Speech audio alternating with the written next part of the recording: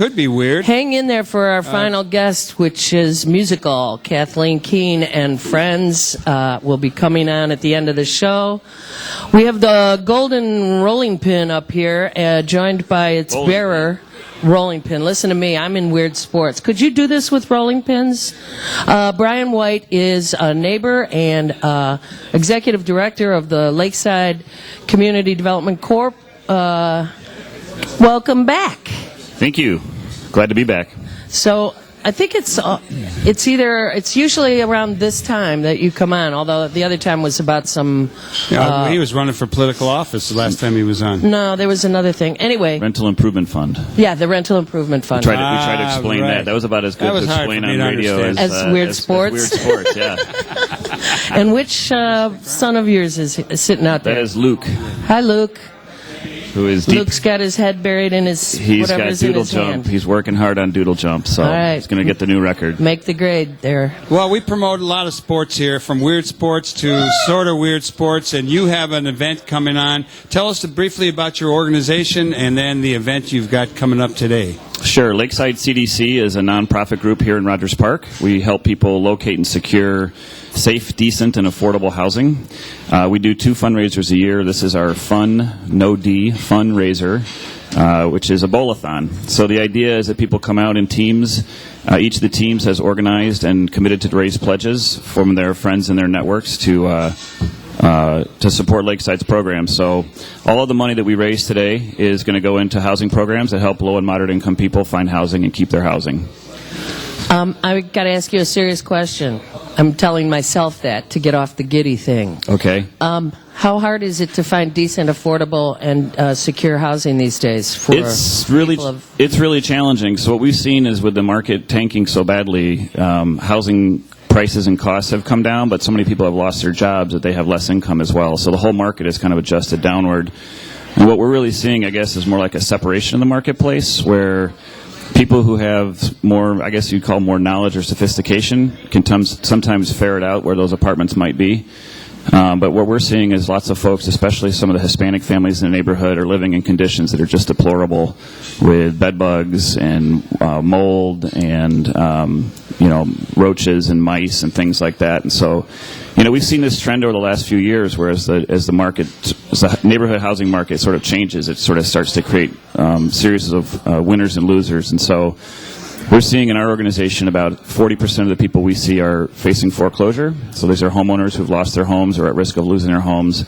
And then about 45% are renters who are struggling with just trying to keep their heads up with the housing costs and the conditions of the housing.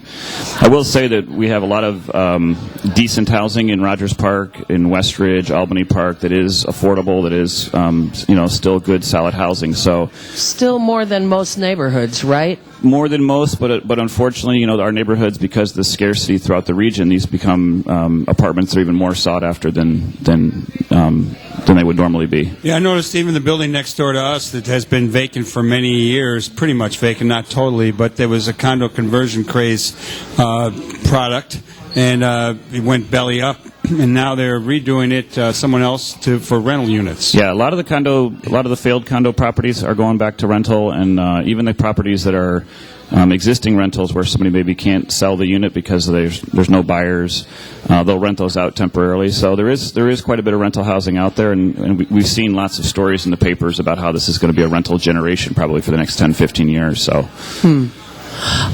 So where does this event take place today? It takes place at Timber Lanes, which is Southport. It's actually on Irving Park. I apologize. It's all right.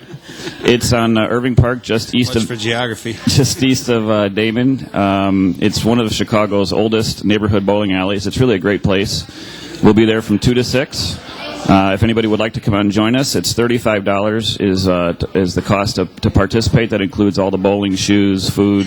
It's a drink ticket. We have a couple of different contests.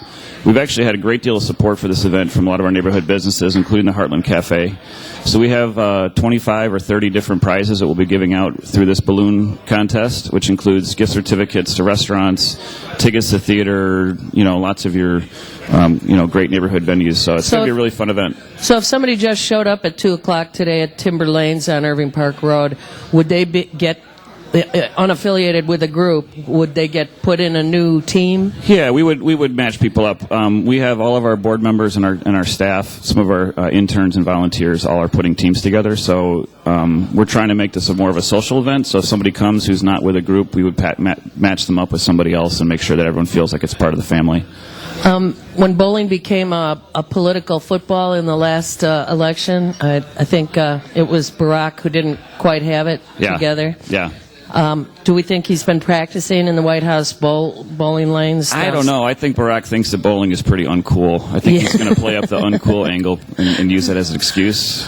He can still shoot the J pretty good, so I think he gets away with it with the bowling.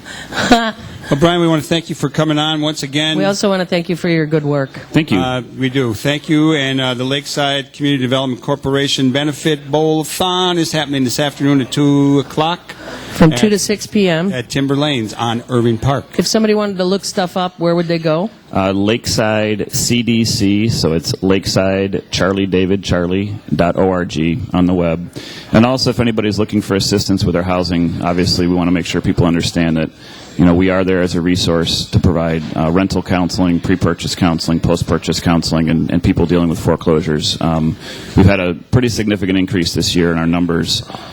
We think that's going to probably continue going forward. So, where is your office located? We are located in Rogers Park at the corner of Clark and Wallen, which is between Pratt and Devon. Yep. Okay, let's have a big round of applause for Brian White. Thank you. Yes. And we're going to bring up John Davis to talk briefly about the participatory budgeting that goes on in our ward. Thank you. And then all of you stay tuned because we got our friend and neighbor, the musical one, Kathleen Keene, and she's going to be here with some other folks, and they're going to talk about a couple of great shows coming up. So how are you this morning?